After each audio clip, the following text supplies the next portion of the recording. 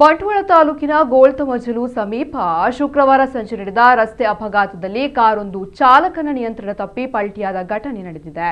ಘಟನೆಯಲ್ಲಿ ಯಾರಿಗೂ ಗಾಯಗಳಾಗಿಲ್ಲ, ಆದರೆ ಕಾರು ಜಖಂಗೊಂಡಿದೆ.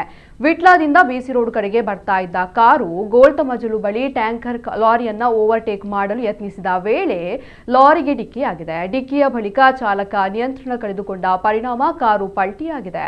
ಅದೃಷ್ಟವಶಾತ್ ಕಾರಿನಲ್ಲಿ ಚಾಲಕ ಮಾತ್ರ ಇದ್ದು ಯಾವುದೇ ಗಾಯಗಳಾಗಿಲ್ಲ. ಈ ಸಂಬಂಧ ಯಾವುದೇ ಪೊಲೀಸ್ ಪ್ರಕರಣ ದಾಖಲಾಗಿಲ್ಲ.